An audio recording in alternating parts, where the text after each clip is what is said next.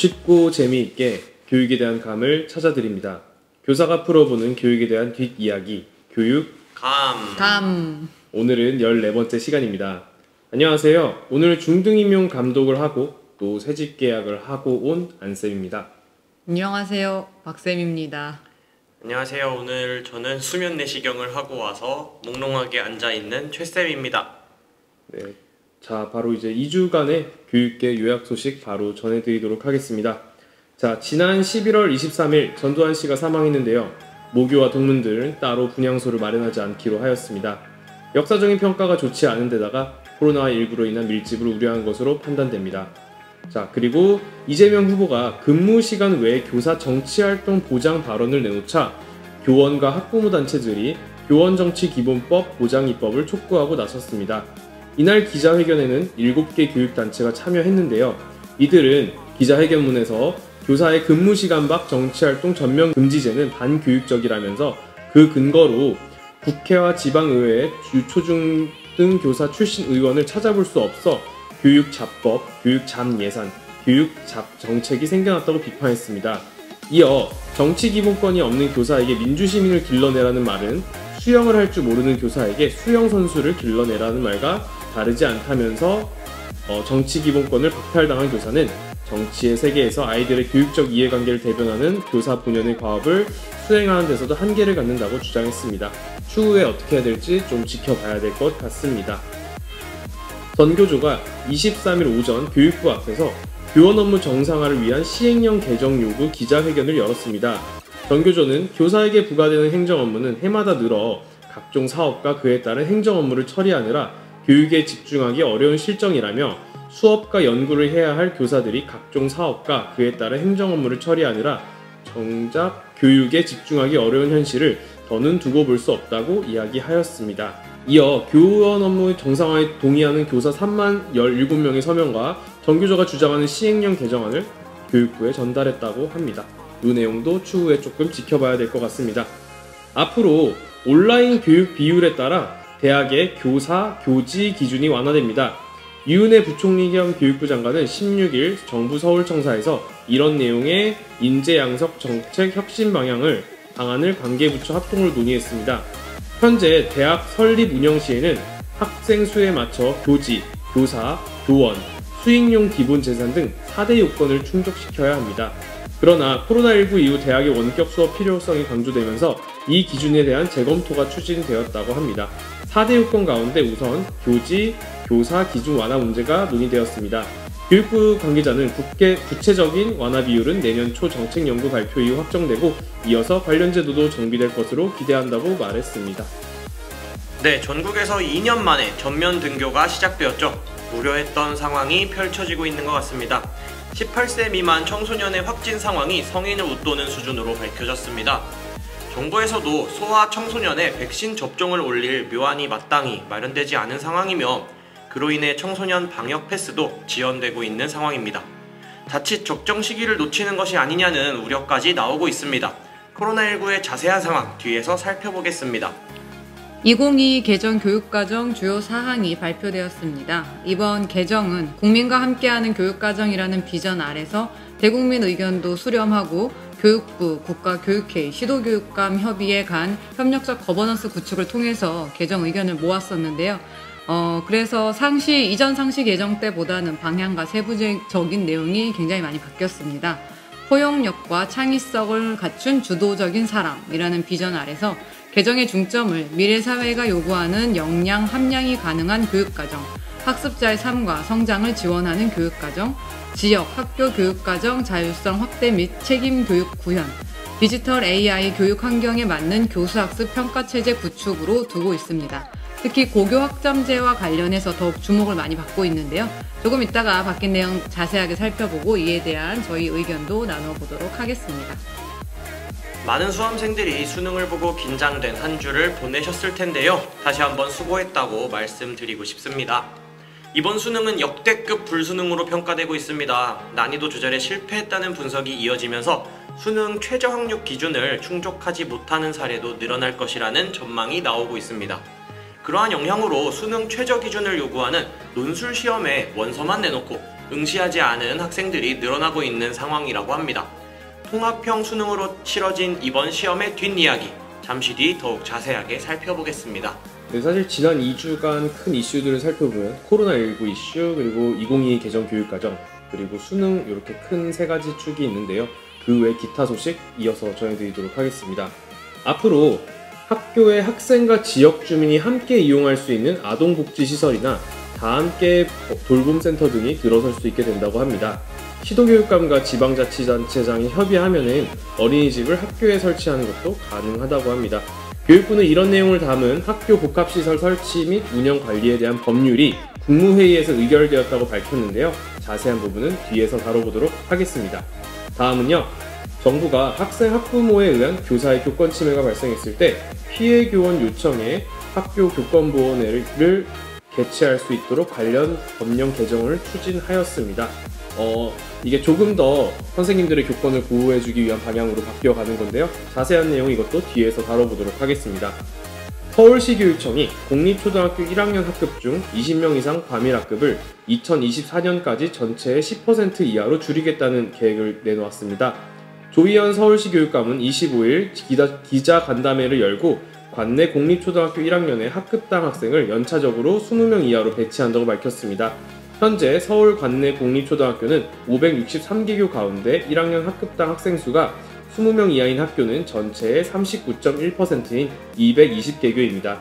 시 교육청은 내년에 활용 가능한 교실이 있는 학교를 중심으로 초등 1학년 교실을 80개에서 100개를 추가로 확보, 20명 이하 편성 학교 수 비율을 최대 56.6%까지 확대할 계획이라고 합니다. 마지막입니다. 충북의 한 초등학교 교사가 학생들을 상습 학대했다는 주장이 제기돼 교육당국이 진상 파악에 나섰습니다.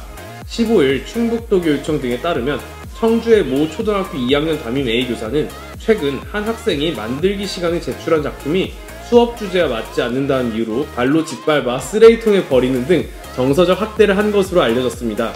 또 학생들이 교실을 제대로 청소하지 않았다며 책상을 발로 걷어차고 말이 많다는 이유로 아이의 머리를 쥐어박은 것으로 전해졌습니다. 학부모 신고 등을 통해 이 같은 사실을 파악한 학교 측은 지난 9일 A교사를 학생들과 분리하고 담임도 다른 교사로 교체했습니다. A교사는 본인은 아니었지만 적절치 않은 말과 행동으로 아이들에게 상처를 줬다. 학부모님께 진심으로 사과드린다는 내용의 알림장을 보낸 뒤 병가를 낸 것으로 전해졌습니다. 경찰은 사실관계를 파악하기 위해 수사에 나섰고요. 도교육청 관계자도 경찰 수사가 나오는 대로 해당 교사에 대한 징계 등 후속 조치를 검토할 것이라고 밝혔습니다. 네, 오늘도 굵직굵직하고 안타까운 소식, 중요한 소식들이 많은데요. 하나씩 다루어 보기 전에 저희가 이전에 소개해드렸던 교육감 뉴스들과 또 연결된 이야기들, 후속 뉴스들이 있어서 그건 먼저 전해드리도록 하겠습니다. 네, 그때는 저희가 늘 지켜봐야겠어요 라고만 얘기했던 거라서 언제 또 그런 뒤에 이야기가 나오나 좀 궁금하기도 했고, 그리고 네, 드디어 나와서 너무 좋기도 하고, 그리고 약간 좀 뿌듯한 게 후속 뉴스가 이렇게 쌓일 정도로 우리가 하긴 했구나. 지난 8월부터 했으니까 벌써 이제 한 4개월 가까이 하게 되었는데 좀 그런 거에 대해서도 내 자신에 대한 뿌듯함 이런 것도 좀 드는 것 같습니다. 자, 첫 번째는요, 저희 진짜 초기에 다뤘던 내용 같아요. 셧다운제 폐지와 관련된 내용입니다. 16세 미만 청소년의 심야 시간 인터넷 게임을 제한하는 셧다운제가 도입 10년 만에 폐지가 된다고 합니다. 이게 사실은 너무 오래전에 제정이 되기도 하였고, 그래서 이제 모바일로 이제 지금 환경이 많이 옮겨가고 있는데 그런 것들을 좀 못 따라간다는 이야기를 조금 많이 받았던 것 같아요. 그래서 국회는 이제 11일 본 회의에서 16세 미만 청소년을 대상으로 오전 0시부터 오전 6시까지 온라인 게임 접속을 막는 규정을 삭제하는 내용의 청소년 보호법 개정안을 의결했다고 합니다. 이에 따라서 게임 업계에서는 환영의 뜻을 나타냈고요. 한국게임산업협회는 이날 입장문을 내고 지난 10년간 국내 게임 산업을 억압하던 강제적 셧다운제가 국회에서 최종 폐지 결정됐다며 강제적 셧다운제는 아무런 근거도 없이 게임의 관리가 필요한 영역이라는 부정적인 인식을 심은 규제로 향후 게임이 제대로 된 평가를 받을 수 있는 계기가 마련될 것이라고 밝혔다고 하는데요. 요즘 게이미피케이션 관련해서 조금 좀 알아보고 있는 중인 것 같은데 어떻게 생각하시나요? 저의 그 게이미피케이션을 이용한 수업 이런 걸 좀 요즘에 알아보고 있는데 거기에서도 제가 주장하는 거는 게임에 대한 너무 부정적인 인식만 부각이 되었다. 그 이유가 지금 보니 셧다운제가 아닐까. 그게 폐지되면은 이제 학교 현장에서도 조금 더 자유롭고 조금 더 인식이 개선된 채로 사용할 수 있지 않을까. 저도 환영하는 입장입니다. 너무 억압하지만 않으면 좀 좋지 않을까 싶은 생각이 좀 듭니다. 자, 실습생의 작업 거부권이 내년부터 실행됩니다. 서울시교육청이 현장 실습 조례에 위험한 작업 지시를 거부할 수 있는 작업 거부권을 새로 넣기로 했습니다. 15일 서울시교육청은 현장 실습 학생의 안전 보장을 위하여 산업안전보건법 제52조에서 적용되는 작업 중지권을 서울특별시 고등학교 현장 실습 지원에 관한 조례에 준용하되 더 확대된 개념으로 담아 조례 개정을 추진하기로 했다고 밝혔습니다. 이에 따라 기존 현장 실습 조례에 현장 실습생은 현장 실습 중 산업재해 혹은 정신적, 신체적 위험이 발생할 위험이 있는 경우에는 현장 실습을 거부 혹은 중지할 수 있다라는 내용을 추가한 개정안을 서울시의회에 제안할 예정입니다.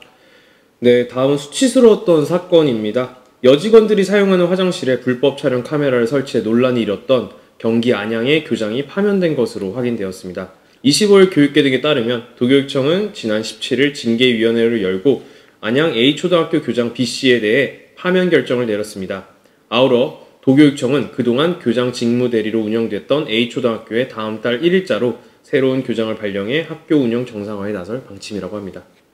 네, 원로 교사에 대한 특혜 시비가 연일 계속되자 교육부가 나섰습니다. 원로 교사란 유치원을 포함해서 초, 중, 고등학교 교장 임기 만료 후에 정년이 남은 경우 다시 평교사로 근무할 수 있게 하는 제도인데요. 그러나 하루에 2시간, 심지어는 주 1시간 근무하고 연봉 1억 원을 받는 원로 교사도 있어서 혜택이 지나친 게 아니냐는 지적이 제기됐었습니다. 이에 일부 교원단체에서는 원로교사 폐지에 대한 의견도 나오고 있고요. 13일 교육계에 따르면 교육부는 최근 시도교육청을 통해 일선 학교에 공문을 보내서 원로교사제 개선을 위한 의견을 수렴하고 있다고 합니다. 교육부는 학교 현장에 도움이 되는 방향으로 원로교사제를 개선한다는 방침입니다. 네, 지난 2019년 사립유치원의 집단 반발을 부른 국가회계관리 시스템 에듀파인의 의무 도입에 대한 법조항은 헌법에 어긋나지 않는다는 헌법재판소 판단이 나왔습니다. 사립유치원의 재정이 투명하게 관리되는 게 공공의 이익을 고려했을 때 중요하며 에듀파인 의무화만으로 사립유치원의 운영이 제한되는 건 아니라는 이유에서입니다. 헌재는 사립유치원은 비록 설립 주체의 사유재산으로 운영되지만 교육관계법령에 의해 국공립학교와 마찬가지의 지원과 감독 통제를 받는다며 공공성 유지를 전제로 설립 인가를 취득한 비영리 교육기관이라고 전제하였습니다. 네, 저희가 생각보다 한 6개? 5개 정도 된 것 같아요.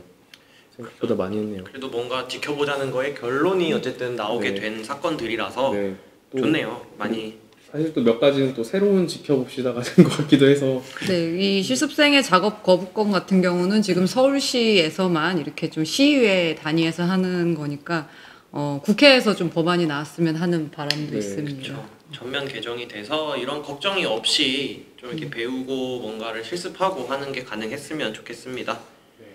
네, 그럼 이어서 코로나 관련 소식 전해주시죠. 네, 수능이 끝나고 11월 22일부터 전국 유초, 중고 학생들이 전면 등교를 시작한다는 소식 지난 교육감에서 전해드렸는데요.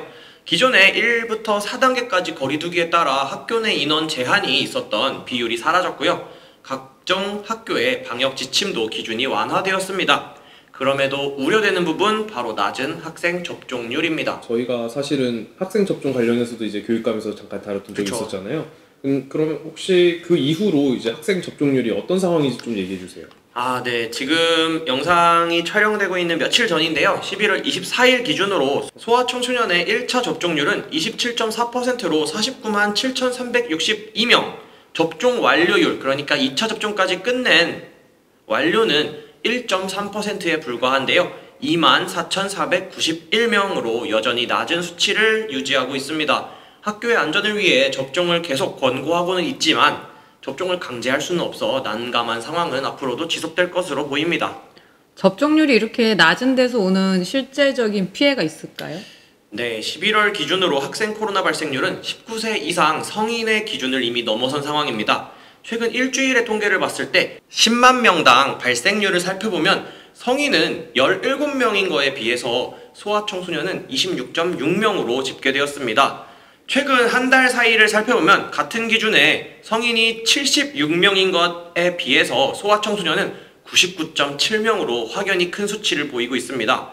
그런데 백신 접종률이 높은 고등학교 3학년의 경우에는 1.4명으로 가장 낮은 수치를 보였으며 접종률이 확연히 낮은 초등학교, 중학교 학생들의 경우에는 초등학생이 4.54명, 중학생이 7.02명으로 각각 나타나서 백신에 따른 차이가 큰 것으로 드러나고 있습니다. 근데 이게 정말 뉴스에서만 그런 게 아니라 저희 학교도 마찬가지고 저희 그쵸. 학교도 확진자가 나왔고 지금 인근 학교에서 학생 확진자가 계속 나오고 있잖아요. 주로 다 초등학교, 네. 중학교에 몰려 있어서 네, 저희 같은 경우는 또 지역사회다 보니까 걔네들 세 보면 안전문자랑 얼추 맞고 약간 그 정도로 좀 학생 확진이 심각해지고 있는데 위드 코로나, 즉 단계적 일상 회복이 실시되면서 학생들은 어쨌든 지금 지친 상황 계속 학교에 등교를 하게 되잖아요. 그렇죠.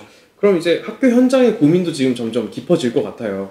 네, 방역 당국 그리고 교육 당국은 전면 등교 시점부터 현재까지 계속 바짝 긴장을 하고 있는 상태인데요. 소아청소년은 무증상 감염이 많아서 조기 발견이 어려운 데다가 가정이나 또래 집단 등에서 감염이 상당히 확산된 이후에나 발견되는 경우가 많아서 어려움이 크다는 것입니다. 그럼에도 학교에서 진행할 수 있는 게 손소독이나 열체크, 환기 작업 정도가 전부이고 열심히 진행을 하고 있음에도 코로나19 확진 상황이 늘어나가기 때문에 어떻게 더 대처해야 할지 난감하다는 입장입니다. 또한 17세 미만 청소년 백신 접종률을 높일 것으로 기대되는 청소년 방역 패스 도입 이야기가 나왔었는데요. 성인을 대상으로 하는 방역 패스는 이번 교육감 팟캐스트가 업로드되는 11월 29일 월요일 일상회복 강화 대책에 포함될 것으로 예정이 되어 있습니다. 다만 청소년에게도 이 방역 패스를 별도로 적용해야 하는지에 대한 논의는 진행 중이지만 결정이 너무 늦어져서 자칫 시기를 놓치게 되는 것은 아니냐 하는 우려도 나오고 있습니다. 29일 새로 발표되는 방역 패스에 청소년 관련 부분이 함께 다루어질지는 다음 교육감에서 함께 살펴보도록 하겠습니다. 네, 오늘 저희 지역에 코로나 확진자 수가 갑자기 급등해가지고 아침에 깜짝 놀랐었는데 맞아요. 좀 이 위기도 좀 잘 지나가고 학교에 많이 전파가 안 됐으면 좋겠다는 생각이 드네요. 네. 네, 저희 이제 지난 11월 24일 수요일 2022 개정교육과정 총론의 주요 사항이 발표가 되었습니다. 교육 비전은 포용성과 창의성을 갖춘 주도적인 사람인데요. 첫 번째 과제는 미래 사회에 대비하는 교육 방향 제시와 관련해서 인간상을 이렇게 설정했다고 볼 수 있습니다. 근데 이제 조금 다른 점은 기존의 교육 과정 개정을 보면 인재라는 단어를 많이 사용을 했었는데 이제 인재라는 말 대신에 사람이라는 단어를 써서 개인의 이제 성장과 발달 이쪽에 좀 더 초점을 맞췄다고 볼 수가 있습니다. 또 이와 관련해서 핵심 역량 6가지의 일부 변화가 있었는데요. 네, 사실 기존의 이제 총론의 2015 개정 교육과정을 보면은 핵심 역량이 이제 6가지가 새로 생겼었잖아요. 근데 이게 어떻게 바뀌었나요? 네, 기존에는 자기관리 역량, 지식 정보 처리 역량, 창의적 사고 역량, 심미적 감성 역량, 의사소통 역량, 공동체 역량 이렇게 6가지가 있었는데요. 크게 많이 바뀐 건 아니고 그중에 의사소통 역량이 협력적 소통 역량으로 바뀌었습니다. 그리고 미래사회의 대응을 위해서 언어수리 디지털 소양을 기초 소양으로 강조했는데요. 언어수리는 잘 알고 계시겠지만 이번에 디지털 기초 소양이 추가되면서 교육과정에도 실질적인 변화가 생겼습니다. 초등 같은 경우에는 실가교과를 포함해서 학교 자유시간 활용을 통해 34시간 이상 시수 확보를 권장하고 있고요. 중학교는 68시간, 고등학교는 정보교과 신설을 통해서 디지털 소양 교육을 강조하고 있다는 것을 총론 이제 개정을 통해서 알 수 있는데 이렇게 가시화되었어요. 디지털 기초 소양. 네. 이 부분에 대해서 두 선생님은 어떻게 생각하시나요? 이제 저희가 수업을 해야 되거든요. 사실 저는 되게 이 역량들이 나왔을 때도 그렇고 사실 이전에 비슷한 걸로 저희 코딩 들어올 때랑 약간 느낌이 좀 비슷한 것 같은데 그러니까 사실 새로운 교육과정이 들어올 때 전 늘 좀 우려하는 느낌은 뭔가 좋은 건 다 하긴 하는데 이게 너무 형식에 매몰되어 버린다는 느낌이 좀 있어요. 사실 현장의 선생님들은 그냥 좋은 말 6개 같다는 느낌이 좀 들었어요. 그냥 뭐 심리적 감성, 의사소통, 공동체 뭐 이런 것들 2015에 들어왔을 때 그냥 뭐 사실 크게 바뀐 건 없고 그냥 코딩이면 그때부터 나오잖아요. 뭐 선생님들이 뭐 좀 빨리 나가는 선생님들이 뭐 잘 나가는 코딩 어플 몇 개 소개해주고 코딩 프로그램 소개해주면 아 이걸로 15시 땡 약간 요런 느낌으로 끝나는 것 같아서 이것도 조금 대비를 해줬으면 좋겠어요. 약간 기본적인 생각들이 뭐다라는 걸 알려주고 그 다음에 하라고 했으면 좋겠다. 좀 이런 근데 생각. 저는 그거는 교육과정 어쨌든 총론이나 이런 연수 같은 거에 다 있을 것 같고 안 봐서 문제겠죠. 설마 이런 거를 아마 해주지 않을까요? 교육과정이 바뀌면은. 근데 저는 어쨌든 또 좋은 방향인 것 같은 거는 요즘에 사이버 상에서 있는 그런 폭력도 굉장히 많아지고 애들이 디지털 뭔가를 봤을 때 그런 문해력이 전혀 없는 상황이다 보니까 이런 게 좀 강조가 된 것 같은데 근데 저도 안쌤이 얘기한 거랑 동의하는 거는 이렇게 뭔가가 들어왔을 때 이제는 더 이상 교사한테 그거를 다 온전히 다 해라라고 하는 시대는 다 지난 걸로 생각이 듭니다. 그래서 이제는 이런 걸 할 수 있는 다른 학교 바깥의 자원들도 충분히 활용을 해야 되고 교사한테 뭔가를 자꾸 강요하기에는 사실 이제 들어올 것이 훨씬 더 많고 교사의 능력도 사실은 열심히 따라는 가겠지만 더 잘하는 조건과 더 잘하는 게 있다면 그거를 좀 더 확보해서 같이 하는 게 더 맞지 않나 이런 생각이 들었습니다. 최쌤이 얘기하신 그 문해력 지점에서 저도 이게 좀 학교 현장에서 해석을 다양하게 해야 되지 않을까라고 생각을 했거든요. 디지털 소양을 그냥 코딩으로 하면 너무 협소화되는데 요즘은 디지털 리터러시에 대한 얘기가 많이 나오고 있으니까 이 부분은 사실 뭐 국어 교과나 사회 교과에도 얼마든지 쓸 수 있는 부분이니까 그쪽으로 이렇게 교육과정에 대한 자율성을 확보해서 좀 가야 되지 않을까. 관련해서 또 연수나 안내들이 있지 않을까 싶습니다. 사실 조금 제가 이걸 보면서 좀 두려웠던 게 실과 교과라는 포함해서 이 말이 사실 되게 걸렸거든요.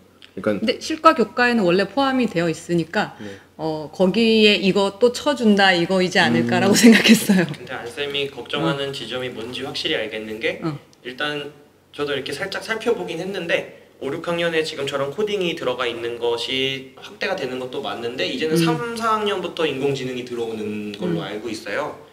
그러니까 이걸 만드신 분들도 뭐 문해력이나 이런 활용 능력에 대한 그것도 충분히 고려는 하셨겠지만 기본 바탕은 어쨌든 그런 기술, 컴퓨팅 사고력, 그쵸, 컴퓨팅 사고력에 대한 것이 아닐까 하는 좀 우려는 있습니다. 나와봐야지 알겠죠, 사실은. 네.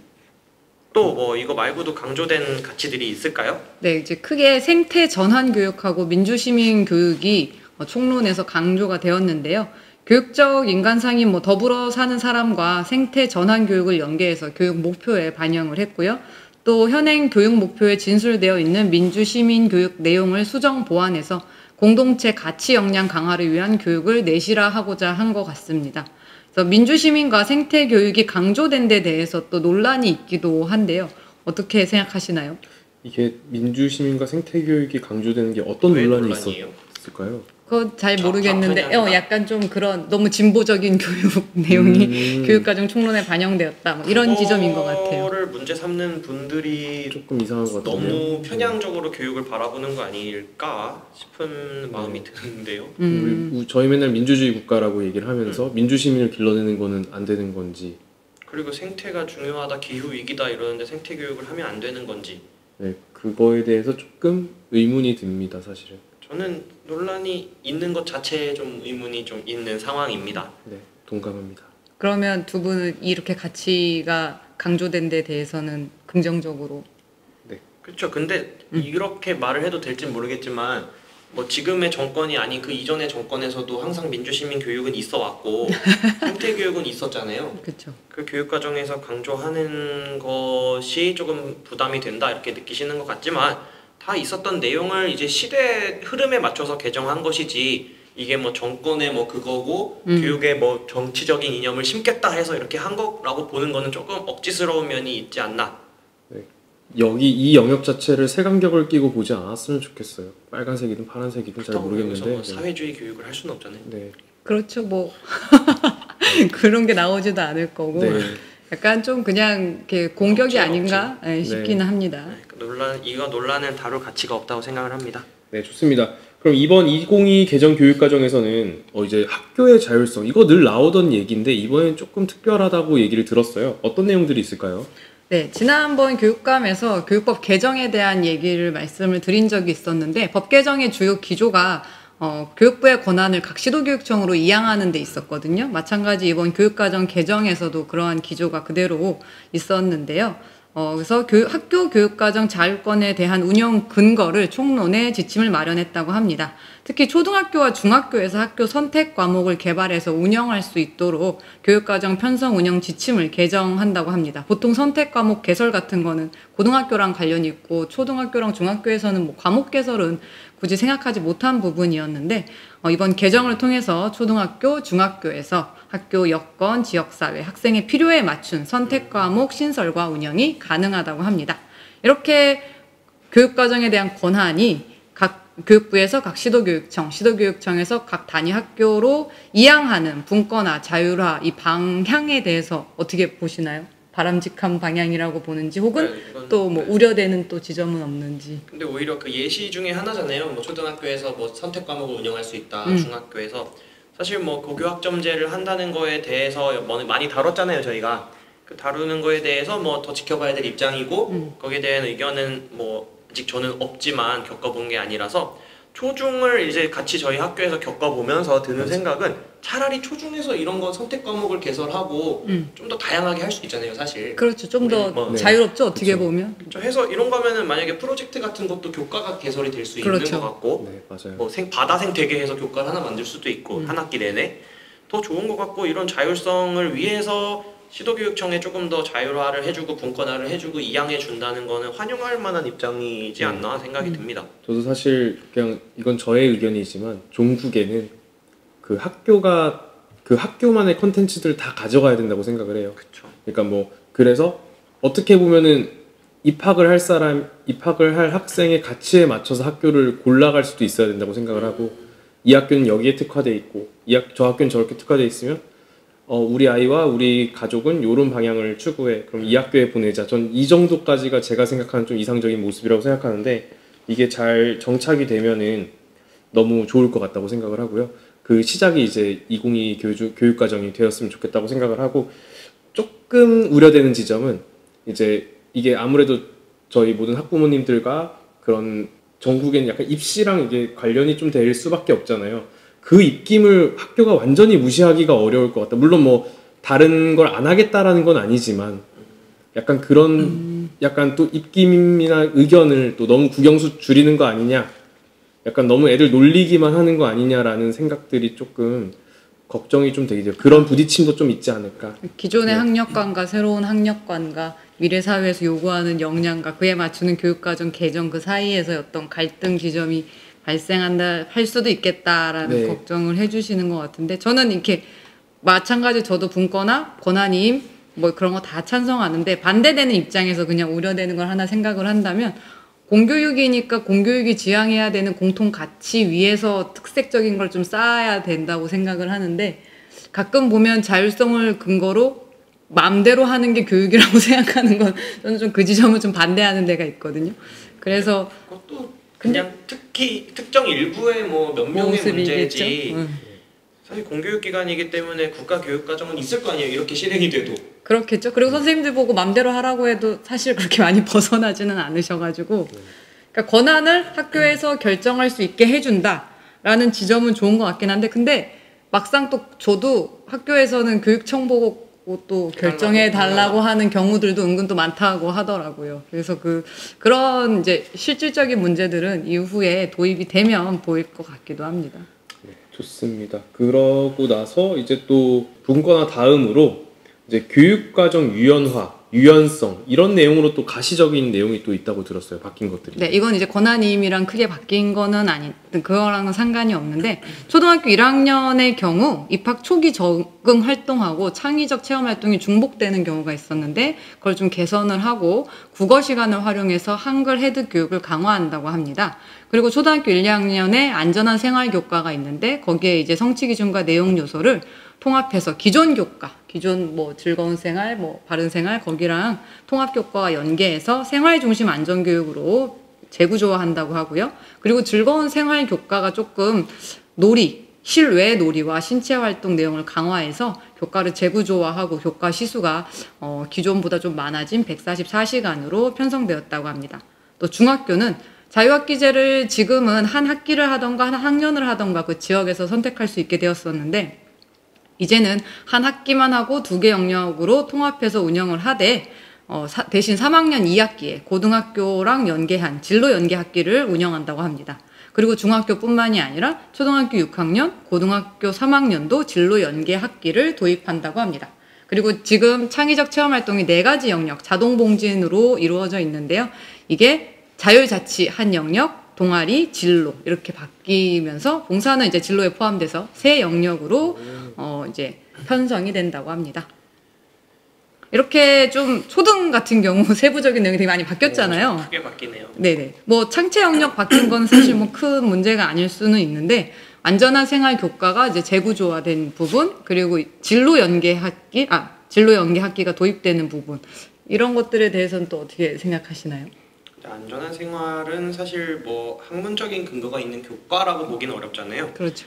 2014년에 그 세월호 사건이 있고 2015년 개정이 되면서 급하게 억지로 들어온 거죠, 사실은. 안전이 물론 중요하지만 그러다 보니까 1학년에서 겹치고 뭐 해서도 그쵸. 안전이고 사실 안전을 어떻게 나눠서 안전만 딱 배워요. 뭐 할 땐 무슨 안전, 뭐 할 땐 무슨 안전, 뭐 과학 시간에는 실험 안전 이런 걸 배워야 되는 건데 억지로 한 거를 잘 통합했다고 생각을 저는 하고 그리고 사실 초등학교에서 저도 자유학년제가 너무 부러웠거든요. 맞아. 그러니까 그런 부담 없이 애들이 진짜 진로나 이런 거에 하고 싶은 흥미를 좀 찾아주고 그거 너무 좋지 않아요? 이런 거 생기는 거. 너무 좋아요. 진로 연계 학기. 네. 사실 안전한 생활은 제가 그 안전한 생활 첫 해 도입했던 때 1학년을 했거든요. 안전한 생활 아예 지도서에 있었어요. 세월호 사건을 이후로 해서 뭐 이렇게 불감증 뭐 이렇게 나왔었는데 창체에서도 안전하고 안전한 생활에서도 안전하고 봄, 모든 여름, 가을, 교과에서. 겨울에서 안전하고 하니까 너무 겹치는 느낌이 많고 그때 2015 개정교육과정의 모토도 선생님들의 시수를 줄여주겠다라고 나왔는데 또 생겼어요. 그것 때문에 늘어났죠. 네, 더 늘어났죠. 1학년이 이제 5교시를 더 많이 하게 되는 것들이 생기면서 좀 불만들이 많았는데 그런 것들이 좀 많이 반영이 됐다는 생각이 좀 들고요.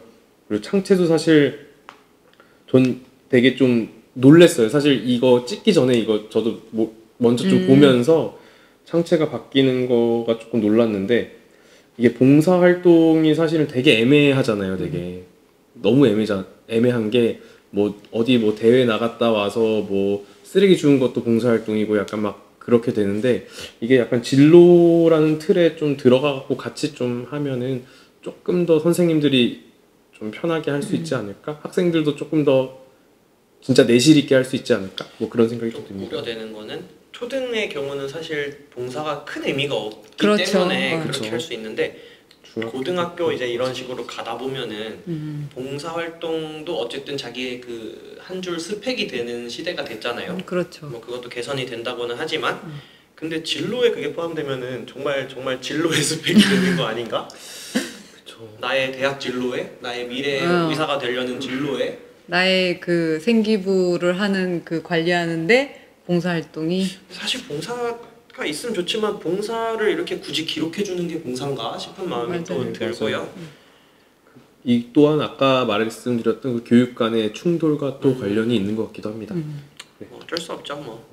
네, 좀 선생님들 의견이 많이 반영이 돼서 사실 그때 안전한 생활 교과 처음 나왔을 때 세월호가 우리가 학교에서 안 가르쳐서 생긴 일이냐 이 부분 때문에 선생님들이 많이 좀 분노를 했던 것 같아요. 안전한 생활을 어른들한테 배우게 했었으면은 그 그쵸. 당시에 학생들은 진짜 잘 지키잖아요. 뭐 예비군 이런 데 가서 안전한 생활 배우고 맞아. 그랬으면 들을 거예요? 아니 뭐 들어야 잘 보내준다면 들어야죠 뭐 어떻게. 수업 시수에 관한 부분도 말씀을 해주셨는데 사실 교과가 빠진다고 해서 시수가 줄지는 그 않겠죠? 총시수를 줄여줘야지 뭐 안전한 생활 줄여주고 딴 데 늘리면 의미가 없잖아요. 맞아요. 그래서 그 부분은 아마 안 바뀌지 않을까라고 네. 생각하고 있습니다. 근데 시수가 많아진 건 어쩔 수 없고 그 이제 재구조화가 되면서 빈 시간을 선생님들이 좀 자유롭게 교육과정에 활용할 수 있는 방향이면 좀 좋을 것 같아요. 그러니까 뭐라고 박혀지지 않은 창체 시간이 좀 많아졌으면 좋겠어요. 맞아. 네. 그럼 이제 사실 또 이 2022 개정교육과 중에 화두 중에 하나죠. 고교 학점제인데요. 요 설명도 간단하게 해주실 수 있으신가요? 네, 고교 학점제 관련해서는 사실 뭐 보도 자료랑 뉴스를 계속 읽어보았는데요. 교육감에서도 계속 안내를 했고, 근데 저희가 뭐 고등학교 교사가 아니다 보니까 세부적인 내용은 제가 아무리 봐도 잘 이해가 안 되더라고요. 그래서 중요하게 자료로 드러난 부분에 대해서만 말씀을 드리겠습니다. 우선 수업량을 적정화했다고 하는데요. 기존 17회에서 16회로 전환해서 204학점을 192학점으로 적정화했다고 합니다. 그리고 이제 이 남은 수업량을 활용해서 다양한 프로그램을 운영하게 하기 위해서 이렇게 만들었다고 하고요. 현행 교과 영역을 삭제하고 교과군 체제로 개선한다고 합니다. 그리고 교과를 재구조화해서 공통 과목은 유지하고 선택 과목은 일반 선택, 진로 선택, 융합 선택으로 운영한다고 합니다. 그리고 필수 이수학점을 94단위에서 84단위로 조절하고 자율 이수 학점 범위를 86에서 90학점으로 확대했다고 하는데요. 주로 필수 학점으로 운영하는 한국사, 체육, 예술 및 생활, 교양 영역은 현행 수준으로 유지한다고 합니다.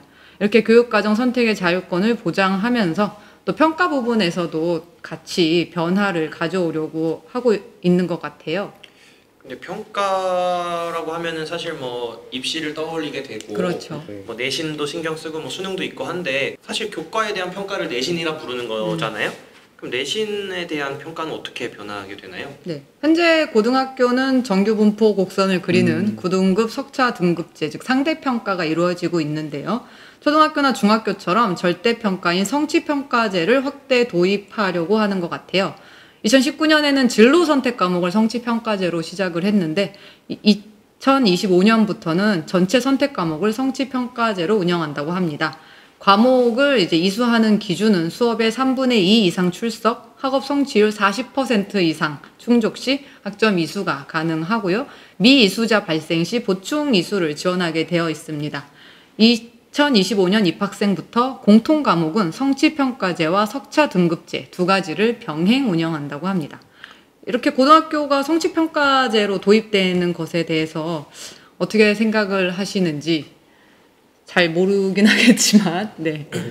저도 어쩔 수 없는 과거 교육의 산물이라고 생각이 들었던 게, 이러면 어떻게 약간 이런 생각이 조금 들었어요. 사실 그림이 잘 안 그려지는 것 같아요, 사실은. 저희도 그냥 내신 수능 해갖고 이렇게 갔잖아요.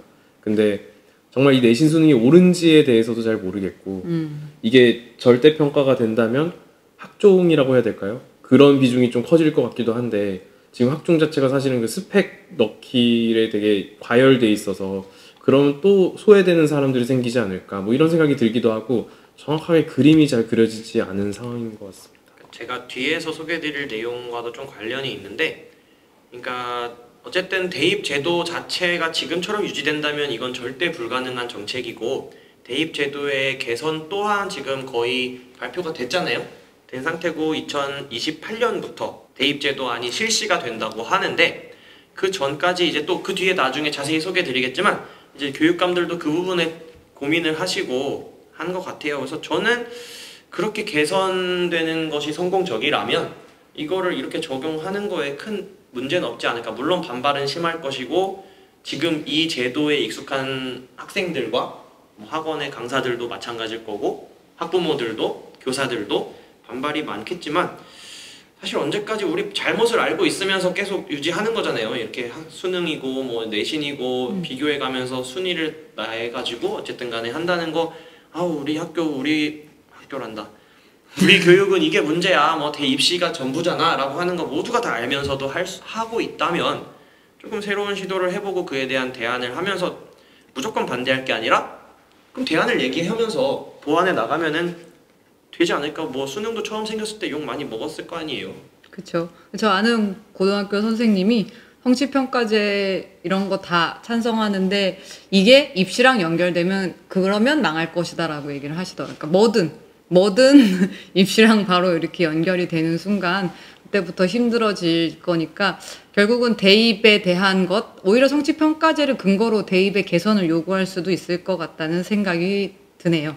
근데 막 그런 걸 다 빼놓고 입시는 따라서 자연스럽게 바뀔 것이다 라는 걸 전제로 한다면 상대평가와 이런 성취평가제를 어떻게 보세요?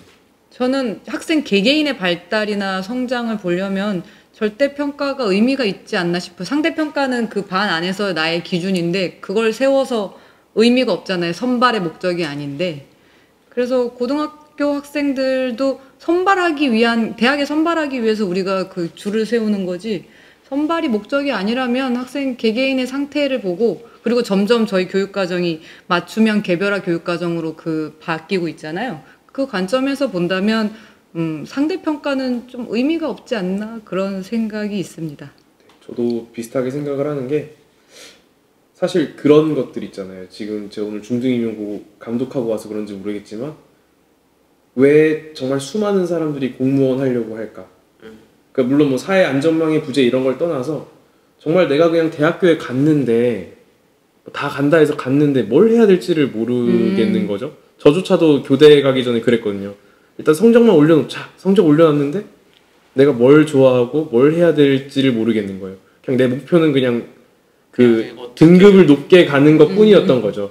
그랬을 때 길을 잃어버려서 힘들어하는 사람들이 되게 많은 것 같은데, 그런 게 사실은 길게 보면 사회적 병리랑도 맞닿는다고 생각을 해요. 그런 것들을 해소할 수 있는 기회가 되지 않을까 싶은 생각도 듭니다. 그래서 저는 두 분이랑 같이 의견이 어쨌든 모아졌잖아요. 이런 식으로 의견을 모았으면 좋겠다는 생각을 했어요. 딱 정말 아이들이랑 보고 뒤에 얘기를 하지 않고 봤을 때 이런 제도에 대한 거는 다 찬성할 수밖에 없잖아요, 사실. 누구나 줄 세우기가 안 좋은 걸 아니까. 근데 그게 입시랑 연결됐을 때 문제라면 그럼 바꾸는 게 무서워서 이거를 지속할 게 아니라 그걸 바꾸면 되는 일 아닌가? 이런 그렇죠. 생각을 좀 해주셨으면 좋겠습니다. 이런 생각으로 아마 지금 개정은 된 걸로 제가 알고 있는데, 사실 이런 걱정도 그거잖아요. 교사들이 이제 계속 그런 입시랑 연결했을 때 망해버리는 걸 계속 보아오다 보니까 맞아요. 이번에도 안 될 거야. 약간 이런 생각을 좀 더 하게 되는 감도 없잖아 있는 것 같아요. 그렇죠. 혹시 이거 2022 개정교육과정 2022년부터 적용되는 건 아니죠? 네. 2022 하반기 내년에 이제 확정이 되고 내년 하반기에 고시할 예정이면서 초등학교 1, 2학년은 2024년부터 그리고 2025년부터 중고등학교까지 연차 적용을 한다고 합니다. 교육과정이 보통 연차 적용이 되기 때문에 그렇죠. 네. 뭐 3, 4학년이나 5, 6학년은 25년 이후에 될 수도 있을 것 같아요. 네, 좋습니다. 지금까지 진짜 많은 이야기 전해주셨는데요. 또 기타 전달 드릴 말씀들이 좀 있을까요? 사실 많은 얘기를 했지만 아직도 많이 남아있어요. 그쵸. 이거 되게 요약한 거잖아요. 교육과정 전체를 다루려다 보니까 디지털 기반 교육 학습 혁신이 주요 과제로 사실 이제 제시가 됐는데요. 아마 코로나 상황으로 인해서 원격 수업이 강조되면서 그에 대한 근거 지침을 마련하기 위해서 이런 내용이 들어간 것 같아요. 그래서 온 오프라인 연계가 자유로운 수업 및 평가 모형 개발과 지원이 가능하도록 총론과 교과 교육 과정의 근거를 마련한다고 하고요. 그리고 교육과정 개발에 있어서 사실 개발에 대해서 앞부분에 많이 나오지는 않았는데 2015 교육과정에서 차용했던 이해중심 교육과정의 빅 아이디어와 OECD 프로젝트 등을 통해서 전 세계에서 강조하고 있는 역량 개념이 여전히 강조되고 있습니다.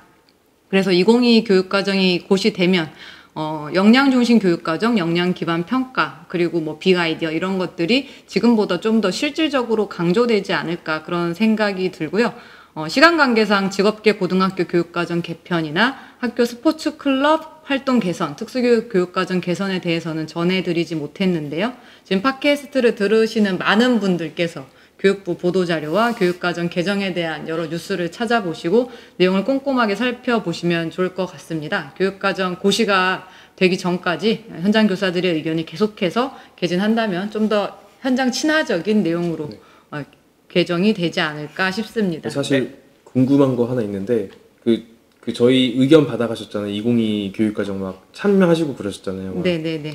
많이 반영이 된 것 같나요? 선생님들이 어떤 회의를 했다던가 고민이라든가 이런 것들. 자율성 강화라던가 민주시민교육 뭐 그런 것들은 많이 들어간 것 같아요. 여기에서 왜 그 거버넌스 구축을 해가지고 의견을 받았다는 얘기를 처음에 했는데 거기에 전국 시도교육감 협의회가 저희가 했던 현장 네트워크에서 만든 활동이라서 그 의견 보고서가 최종으로 전달이 됐고 뭐 그런 부분에서 많이 들어가지 않았나 싶습니다. 네, 다음 소식은 지난주 치러진 수능 관련 소식입니다. 먼저 선생님들께 질문 드릴 게 있는데 긴장을 좀 하셔야 될 것 같아요. 무서운데. 혹시 트리핀 딜레마라고 들어보신 적 있으신가요? 아니요, 지금 처음 들었어요. 아는데 말 안 할게요. 아세요? 뉴스 본 거 아니야 미리? 아는데 시간 관계상 말 안 하는 걸로. 그러면은 헤겔 아시죠? 들어는 보셨잖아요. 헤겔. 네. 네. 헤겔의 미학과 그 뭐 변증법에 대해서 뭐 설명 가능하신가요? 헤겔 변증법은 들어봤어요. 헤겔. 헤겔이란 이름은 알아요. 우정반합, 막 동방신기. 정반합은 아는데 헤겔의 미학은 잘 몰라요. 어려우시죠? 네. 사실 저도 처음 들어보는 내용이고 들어봤다 하더라도 사실 자주 쓰는 말이 아니라서 금세 까먹을 것 같은데요. 이번 수능에는 영역별로 이렇게 수험생들을 당황하게 만드는 어려운 킬러 문항들이 다수 포함되어 있었다는 평입니다. 국어 영역에서는 방금 말씀드린 헤겔의 변증법, 트리핀 딜레마 같은 문제가 나왔고요. 수학 영역에서는 삼각함수 빈칸 추론 문제가, 영어 영역에서는 고난이도 어휘가 잔뜩 포함된 지문이 유독 길었던 21번 문제가 킬러 문항으로 꼽혔습니다. 이 외에도 자율주행차, 메타버스 등의 최신 트렌드나 사회적 이슈가 포함된 문항들도 상당히 많았다고 합니다. 사실 이게 하루 이틀 문제는 아니잖아요. 저희 때도 있었고 계속 있어왔고 그랬는데 점점 심해지는 것 같아요. 맞아요. 진짜 듣기만 해도 그냥 너무 어려운데. 트리핀 딜레마가 그래서 뭐예요? 네. 미국의 기축통화 달러가 전 세계에 어쨌든 기축통화가 됐잖아요. 그렇죠. 근데 잘 생각을 해보세요. 미국이 그거를 널리 기축통화로 퍼뜨리려고 하면 전 세계에서 그걸 많이 써줘야지 힘이 세지잖아요. 그럼 달러를 계속 찍어내야지. 그렇다기보다는 어쨌든 수출을 할 때 우리가 더 많이 걔네 걸 사줘야 되잖아요. 그렇죠. 그래서 전 세계 걸 다 사들이는 거 아니에요? 그랬더니만 미국 산업이 죽어요, 자꾸. 그리고 자꾸 적자를 보잖아요. 근데 반대로 안 되겠다 싶어가지고 이제 수입을 많이 하는 게 아니라 수출을 많이 하는 거예요. 그러자니 또 전 세계에 미국 돈이 없어져. 그러면은 또 기축통화로서의 지위가 낮아지죠. 낮아져요. 그럼 이러지도 못하고 저러지도 못하는 상황이 된다. 참 저희 입장에서 행복한 고민 아닌가요? 기축통화? 너무 부럽다. 나는. 가진 자의 여유. 그러니까 이거 되게 배부른 고민 아니야 이거? 그쵸. 그렇군요. 네. 네. 저희 때 기억나는 게 그 헤겔의 미학 말고 저희 때는 저희 수능 때인가 모고 때 칸트의 미학이 나왔었거든요. 그때도 진짜 보면서 이게 뭔가 싶었는데 참 제가 제일 싫어하는 게 철학이었는데 국어 시간에도 그걸 봐야 되니까 쉽지 않았습니다. 국어를 봤으면 좋겠는데. 칸트 전공하시는 분들도 싫어할 것 같아요. 네, 맞아요. 진짜 듣기만 해도 너무 난해할 것 같은데 네. 그럼 전체적인 수능 난이도는 어땠어요? 우리 어려운 수능 보통 불수능, 쉬운 수능, 물수능이라고 하잖아요. 그쵸. 2022학년도 대학 수학능력 시험의 난이도는 불수능, 물수능도 아니고요. 역대급 불수능이라고 평가가 되고 있습니다.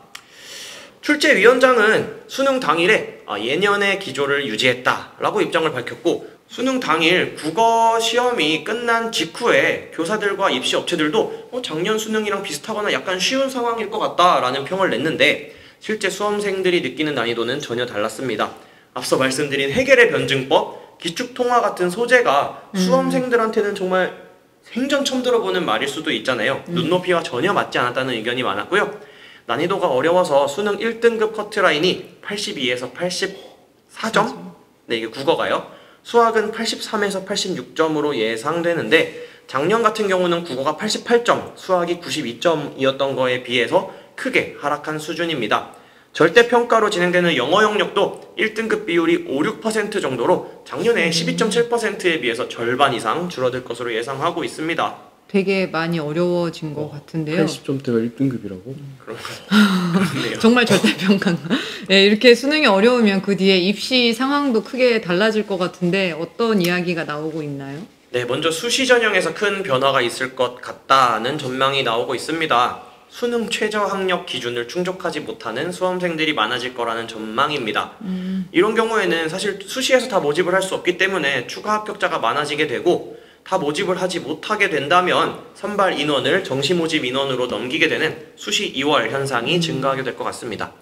그리고 수능 이후 치러지는 논술 시험의 결시율도 벌써부터 크게 높아지고 있다고 합니다. 그런데 특이한 점은 자연계열 학생들은 변화가 크게 없는 거에 비해서 인문계열 학생들의 결시율이 유독 높아지고 있다는 점인데요. 이번 처음으로 문이과 통합형으로 치러진 수능 시험에서 국어, 수학, 영어가 모두 어려웠던 것이 영향을 준 것으로 분석되고 있습니다. 통합형 수능이라 수학 영역도 문이과 학생이 같은 문제를 풀고 점수도 같이 산출하게 되죠. 인문계 학생들이 자연계 학생들보다 수능 최저를 맞추지 못할 가능성이 훨씬 높아지면서 인문계 학생들의 결시율이 높아진 것이 아니냐 하는 평가가 나오기도 하였습니다. 이게 되게 공감되는 게 진짜 뭐 뼛속까지 문과로서 그 저희 때는 이제 가형 나형을 봤잖아요. 가형 나형인데 물론 선택은 할 수 근데 있었죠. 문과도 가형 볼 수 있고 나형 볼 수 있는데 이제 이과 애들이 나형으로 이제 다 몰리면서 이제 저희가 이제 이과 애들이랑 이렇게 경쟁을 해야 되는 거지. 그런 상황이 좀 부담스러웠던 것 같은데 전부 통합되다 보면 조금 더 부담이 될 것 같습니다. 그렇다면 늘 있던 이벤트 중에 하나인데 이의 신청은 없었나요? 물론 엄청 많습니다. 수능 1부터 22일까지 평가원 홈페이지에 올라온 수능 관련 이의 신청 건수는 중복 포함해서 1014건으로 작년에 417건에 비해서 2배 이상 많은 수준입니다. 올해와 마찬가지로 불수능이라고 평가되었던 2019학년도에 991건보다도 굉장히 많죠. 가장 많은 문제는 영어 영역의 34번 문항이 458건으로 나타났고요. 생명과학 2의 20번 문제가 그 다음을 이었습니다. 이 신청 문항에 대한 심사 결과는 29일에 나오게 되고요. 1994년 수능이 도입된 후 현재까지 평가원이 출제 오류를 인정한 것은 딱 6차례, 총 8문항 뿐입니다. 이번 결과도 한번 지켜봐야 할 것 같습니다. 네, 이번 수능과 관련해서 전국 교육감들이 주장한 내용이 있다고 들었는데요. 네, 전국 교육감들이 교육부에 수능 최저학력 기준을 폐지해 줄 것을 요구했습니다. 이 요구는요, 11월 26일 진행된 전국 시도교육감 협의회에서 의결이 된 건데요. 구체적으로 살펴보면 당장 이번 수능과 관련된 문제는 또 아니에요. 2026학년도, 2027학년도 대입 수시 모집, 그 중에서도 학생부 종합 전형에서 수능 최저 기준을 폐지해달라는 내용이에요. 왜냐하면 이게 고교 교육과정 정상화 그리고 고교 학점제의 안정적인 운영과도 관련이 있습니다. 2028년에 대입제도가 개선이 된다고 아까 앞에 말씀을 드렸는데 그 전까지 2026년, 2027년 대입을 하는 세대는 고교 학점제는 도입이 됐는데 새로운 대입 전형은 도입이 안 돼서 적용을 못 받는 상황이 됩니다. 그래서 선택 과목을 하다 보니까 고교 학점제의 취지랑은 다르게 학교에서도 최저학력을 통과할 수 있는 기준에 유리한 교과들로 선택 과목이 개설되지 않겠냐. 그래서 이때만이라도 조금 기준을 좀 없애달라라고 요구를 했는데 이것도 결정을 지켜보아야 할 것 같습니다. 맞아요. 이런 과도기적인 부분에 대한 보완책도 좀 있으면 좋을 것 같아요. 네, 이때는 해줄 것 같아요. 네, 저희 막 늘 그런 거 있죠. 뭐 저주받은 몇 년도, 뭐 낀 몇 년도, 막 이런 것들이 늘 이제 좀 있었는데 그런 것들이 좀 보완이 됐으면 좋겠습니다. 네, 요즘 고등학생들이 진짜 이렇게 할 게 많다 그러더라고요. 맞아요. 학종으로 가도 최저 그것 때문에 수능을 놓지도 못하고 그래서 좀 지금 제가 가르쳤던 친구들 중에도 이번에 수능을 본 친구들이 되게 많은데 어떻게 잘 되었으면 좋겠다는 아주 개인적인 바람이 있습니다. 네, 그럼 이제 기타 소식 중에서 좀 더 얘기하고 넘어가면 좋을 것 같은 소식들 전해드리겠습니다. 네, 오늘 사실 굵직한 내용들이 많았는데요. 그냥 간단하게 짚고 넘어가도록 하겠습니다.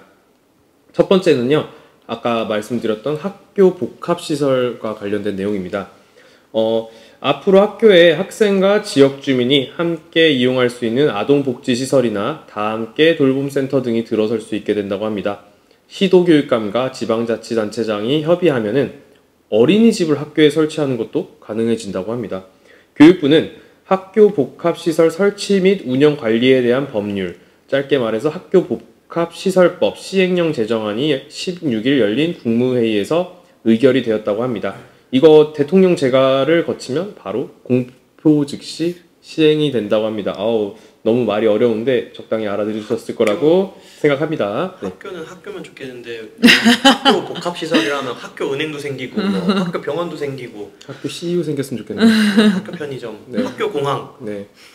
공항은 안 생길 것 같네요. 우리 학교랑 DGF 리테일이랑 MOU를 맺는 거야. 그래갖고 우리 학교에 막 이제 식자재도 막 그렇게 들어오고. 네, 학교 복합시설이라는 말이 조금 생소할 수도 있는데요. 이 학교 복합시설은 학생과 지역 주민이 함께 이용할 수 있는 학교 시설을 말합니다. 지금은 공공문화체육시설, 주차장, 평생교육시설만 해당되지만 건강생활지원센터, 아동복지시설, 다함께 돌봄센터 등으로 학교 복합시설의 범위를 확대했다고 합니다. 또 참고로 말씀드리자면 다함께 돌봄센터는 정부와 지자체가 함께 운영하는 초등 방과 후 돌봄 서비스라고 합니다. 이 밖에도 시도교육감과 지자체장이 협의해서 지역사회에 필요하다고 생각하는 시설들도 학교에 복합시설로 설치할 수가 있다고 합니다. 뭐 아까 말씀드렸던 어린이집 같은 게 그런 예시에 해당된다고 볼 수 있겠습니다. 이렇게 들었을 때 좋은 내용인 것 같기도 하고 또 어떤 측면에서는 최쌤이 아이참 하는 것처럼 우려되는 부분도 네. 있는 것 같은데 이런 우려의 목소리는 왜 나오는 걸까요? 사실은 저도 이제 생각해서 좋은 점들은 그런 것들 같아요. 사실 학교라는 시설 자체 되게 좋은 시설이라고 생각해요. 그 지역에 있는 되게 고급 시설 중에 하나잖아요. 근데 그런 것들을 활용하는 게 되게, 물론 활용하는 건 되게 좋다고 생각을 해요. 그리고 특히 저는 과밀 지역보다는 이게 좀 외곽. 네, 외곽이라든가 뭐 교외 지역이라든가 사람이 적은 곳에서 조금 더 효과를 발할 거라고 생각을 해요. 사람이 적은데 새로운 부대 시설을 만들기는 조금 애매하고, 그렇다면 학교에 있는 시설들을 활용해서, 옛날에 보면 이제 운동회 지역 축제였잖아요. 약간 그런 것처럼 다시 학교를 지역의 중심으로 가져오는, 지역에 있는 주민들과 함께 또 학교를 활용하는 그런 것들은 되게 좋은 방향이라고 생각을 하는데, 이제 또 저희가 사실은 진짜 한 10년에서 15년 동안에 학교에 들어온 게 되게 많잖아요. 뭐 방과후 학교도 들어오고, 뭐 돌봄 교실도 들어오고, 그리고 예전에 뭐 청소년 단체, 지금 거의 없어지고 있지만 그런 것도 들어오고 하면서 그게 사실 다 교사 업무로 만들어졌다는 그런 조금 아쉬움도 있고요. 그리고 또 외부인이 들어오다 보면 또 드는 우려가 이제 범죄, 안전사고 이런 것들이 조금 생기기도 할 것 같습니다. 그래서 학교 현장에서는 아무래도 학교 개방하다 보니까 뭐 안전 문제나 학습권 침해 이런 것들을 좀 우려할 수 있을 것 같고요. 그래서 이제 교육부는 학교 복합시설은 범죄와 안전사고를 예방하는 방향으로 설계하고, 학교 복합시설 운영 주체가 외부인 무단 침입 방지, 학생 안전 확보 등 그런 사항이 포함된 운영 관리 방안을 마련하도록 했다고 합니다. 저는 근데 정말 절대 반대의 입장이거든요. 사실 이유가 여러 가지 있는데, 아까 우리 교육과정 신설하는 얘기를 했잖아요. 교육과정에 뭐가 자꾸 들어온단 말이에요. 어쨌든 그때도 막 이거 내보내야 된다, 외부의 인력 자원을 쓰자라고 했지만 뭐 불가능하잖아요. 사실 교사한테 하라고 할 건데, 교육과정의 어쨌든 운영 주체로서 그렇게 교육과정에 들어오는 새로운 거를 익히고 배워서 내가 해야 되는 거를 하기도 바쁜데, 사실 이건 교육과정이랑도 사실 연관이 전혀 없는 것들이잖아요. 근데 이런 것까지 왜 자꾸 들어와서, 어쨌든 간에 여기 읽어보니까 학교 복합시설의 운영 주체가 학생 안전이나 무단 침입 방지에 대한 운영관리 방안을 마련해야 된다. 운영 주체가 학교잖아요. 그렇죠. 그러면 학교에서 이 방안을 마련하고 관리를 해야 된다고 한다는 거는 어쨌든 그 담당자가 생기고 업무를 진행해야 된다는 얘기인데, 누구를 위한 거죠? 그러니까 이게 저도 그런 게 좀 그런 이상한 것 같아요. 사실. 그리고 이걸 왜 지자체장이 협의해서 왜 만들죠? 그러니까 어쨌든 지자체장이 협의한다라는 걸 보면 지자체에서 운영을 한다는 것 같은데, 말 그대로 시설을 뭐 비슷한 공간에 같이 있대 다른 건물에 있다거나 아니면 큰 문만 공유를 한다거나, 뭐 클러스터 이런 게 생기면 몰라도 그렇게 좀 경계를 분명히 하고 책임 소재를 분명히 하지 않으면 학교에서 있는 많은 분들은 일단 많이 반대를 하지 않을까. 저도 사실은 진짜 좀 우려되는 게 너무 큰 것 같아요. 왜냐면은 차라리 뭐 진짜 지자체에서 한다 하면은 지자체에서 정말 그쪽 공무원을 우리 학교에 보내갖고 정말 관리를 해야 되잖아요. 근데 그렇게 하지 않을까요? 무조건 공문 담벼락에 아무것도 안 들어갔을 공문 보내지 않을까요? 이렇게? 아니, 그런 걸 다 얘기하겠죠. 설마 그냥 학교에다가 무단으로 넘기겠어요. 근데 뭐 언제는 얘기 안 하고 시작됐답니까? 아니에요. 그럼 우리 다 같이 여기 보면 지자체장이랑 교육감이 협의한다 그러잖아요. 교육감에게 저희의 의사 개진을 분명하게 하면 되지 않겠습니까? 그렇게 막 함부로 막 들어오지는 못할 거예요. 네, 그럼 다음 소식 네. 전해주세요. 두 번째 소식이자 마지막 소식 좀 전해드리도록 하겠습니다. 정부가 학생 학부모에 의한 교사의 교권 침해가 발생했을 때 피해 교원 요청에 학교 교권보호위원회를 개최할 수 있도록 관련 법령 개정을 추진합니다. 그리고 교육활동 침해 피해를 받지 않았더라도 직무 소진, 즉 번아웃 상태에 이른 교원을 대상으로도 치유 지원을 확대한다고 합니다. 16일 사회관계장관 회의에서 이 같은 내용의 교육활동 보호 강화 방안을 논의했다고 합니다. 교권보호위원회 관련 법령이 그럼 어떻게 바뀌는 건가요? 네, 지금까지는 학교장 요청이 있어야 교권보호위원회를 소집할 수 있었다고 하는데요. 앞으로는 피해 교원의 요청에도 개최할 수 있도록 교원지휘법 시행령 개정을 추진한다고 합니다. 사실 제가 실제로 이제 제 주변 지인한테 겪었던 일인데, 이제 학생 때문에 너무 힘들어서 교권보호위원회를 열어달라고 했는데 그거 안 열어주고 그냥 병가 갔다 와 이런 식으로 했던 적들이 좀 있었거든요, 사실은. 제가 뭐 어디에 누구라고 말할 수는 없지만 네, 그런 일들이 조금 있었는데, 그런 것들을 보호해주기 위한 방향이 아닐까. 학교장님께서 너무 좋으신 분이셔서 열어요 라고 얘기를 해버리면은 열어주세요에 그럽시다라고 얘기해준다면 정말 좋겠지만, 네, 전 예전에 있던 학교에서 선생님이 요청을 하셨고 열어가지고 전 그때도 그냥 피해 교원이 요청하면 열리는 건 줄 알았어요. 그게 아니었었나 봐요. 네, 그래서 좀 그렇지 않은 학교가 조금 많은 것 같아서 그런 것들을 보호해주기 위한 좀 내용이라고 조금 생각이 들고요. 그리고 사실 지난달부터는 저희 온라인 수업 때문에 교원의 영상이나 화상, 음성 등을 무단으로 촬영, 녹화, 녹음, 합성해서 배포하는 온라인상 교육활동 침해 행위도 교권 침해로 간주하고 있기 때문에 정부는 이 같은 침해 행위에 엄정하게 대처하고 교육 여건 변화에 맞춰 침해 유형을 계속해서 정비할 예정이라고 합니다. 정말 교원의 지위라고 해야 되나? 교사의 그런 권리에 대해서 너무 낮게 생각하고 조금 그냥 뭐 안일하다라고 주변 분들이 더 생각을 하는 것 같아요. 근데 그러다 보니까 교사들도 아휴 저렇게 하는 거 뭐 내가 한번 참고 말지 뭐 이렇게 하는 인식이 있는데, 그러지 맙시다 우리. 사실은 저는 어떤 교권 침해가 발생했을 때 제가 이제 학교에 와보고 나니까, 오기 전에 몰랐어요. 와보고 나니까 이 교권보호위원회도 사실은 되게 솜방망이 같다는 생각이 들어요. 그냥 뭐 병가 내고 쉬다 오고 뭐 그쪽 뭐 침해를 한 주체를 약간 교육하는 정도로 끝이잖아요. 근데 다시 돌아왔을 때 똑같은 일이 생기면은, 그러니까 좀 학폭이 좀 더 지금 강화되고 사람 애들도 뭐 물론 좋은 방향 아니겠지만 너 학폭가 이러면 이렇게 하면 그거에 대해 막 벌벌 떨잖아요. 그러니까 학폭만큼이나 사실은 동등한 위치까지 올라와야 되는 게 교권보호위원회 같은데. 네, 그래서 뭐 예를 들면 제 생각에는 그런 일이 있었다 그러면 이제 학부모랑 교사를 격리시켜서 학부모를 아예 전학 보낸다든가 학생이랑 좀 그런 급으로 좀 커져야 되지 않을까?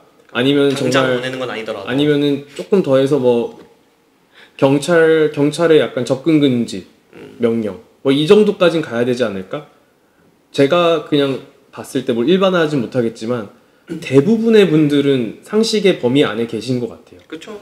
뉴스에 나오는 그 교사가 아닌 사람들이 저희한테 물어봤을 때 요즘 학부모들 이상하지? 애들 이상하지?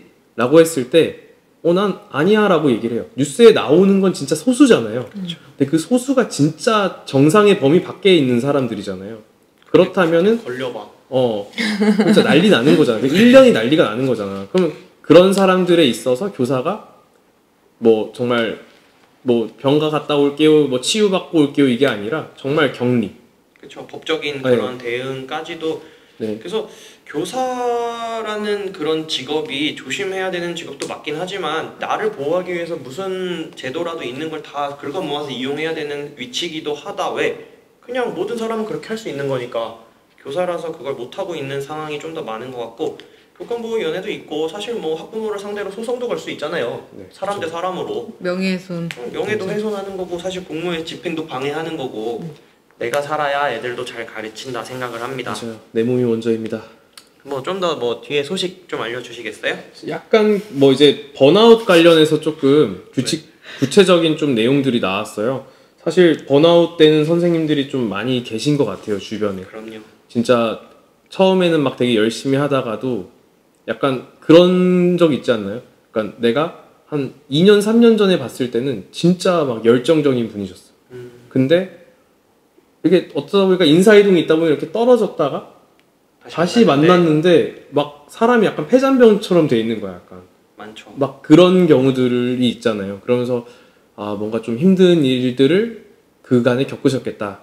뭐 이런 생각들을 조금 하게 되는데, 일단은 그 피해 교원한테는, 교권 침해 피해 교원한테는 특별 휴가를 우선 부여하는 듯 초기 지원 절차를 명시하고요. 직무 소진 상태에 이른 교원에 있어서도 뭐 교원 치유센터를 통한 법률 심리 상담, 문제 해결 치료 지원을 확대한다고 합니다. 그리고 2022년부터는 대국민 캠페인을 연중 실시하고 학부모 지원센터를 통해 예방교육자를 안내한다고는 하는데 사실 이게 효용성이 있는지는 잘 모르겠어요. 해봐야죠 뭐. 네. 네. 이거 법령 개정은 그냥 시작이라고 생각을 하고요. 많은 부분에 있어서 뭐 각 시도교육감의 이제 권한이 좀 더 강해지는 지점이 있으니까 법령이 아니더라도 이제 각 지역에서 교원을 좀 보호할 수 있는 그런 방안이라던가 교육 이런 홍보 계속 됐으면 좋겠다는 바람입니다. 그 궁금한 게 저희 그 10년이 지난 교사를 대상으로 뭐 재직 중에 한 번에 네네. 갭 이어 같은 거. 휴가를 주는 게 있잖아요. 네. 그거를 뭐 5년에 안식년인가? 뭐 정확한 이름은 안식년은 아닌 것 같은데 자율휴직이라고 네, 네. 하죠.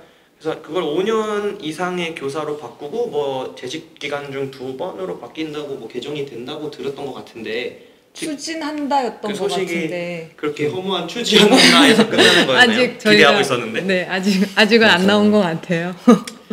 사실 그쵸. 교육감에서 전해드릴 수 있도록. 네, 그 그런 날이 소식 오기를 바랍니다. 저희가 기쁜 소식을 전했으면 좋겠네요. 저희가 2010년에 이제 그러면서 그때 학생 인권을 굉장히 이렇게 생각하는 방향으로 한 10년을 달려온 것 같아요. 근데 학생 인권이 많이 좋아지긴 했지만 그 와중에 또 교권은 조금 소외되지 않았나 싶은 생각이 들고 거기에 맞춰서 같이 갔으면 좋겠다라는 생각을 조금 그렇네요. 이제 해봤습니다. 평평하게. 교사의 이거가 많이 그거 된 거는 저는 531 교육개혁 때 수요자 중심 교육 서비스라는 개념이 학부모들에게 많이 들어가면서 이렇게 약간 너무 맞춤형 이렇게 된 것 같아요. 그보다 더 이전부터 좀 많이 간 것 같다는 좀 생각이 있습니다. 많이 그래도 요즘 많이 생각하고 있으니까 이제 곧 선거도 있잖아요. 내년에 네. 선거가 있으니까 좀 교권을 또 많이 보호해 주시는 분들을 많이 나오셨으면 좋겠네요. 네, 좋습니다. 네. 오늘도 아주 자세했죠? 2주간의 교육 뉴스 살펴보았습니다. 마무리 멘트 부탁드릴게요. 네, 팟빵, 팟캐스트, 네이버 오디오 클립, 유튜브 채널 여느 날 여느 교실, 블로그 여느 날 여느 교실에서 저희 교육감 만나보실 수 있습니다. 네, 이제 12월입니다. 올 12월도 잘 보내시길 바라고요. 그럼 저희는 2주 뒤 다시 2주간의 생생한 뉴스로 돌아오도록 하겠습니다. 그럼 안녕. 안녕.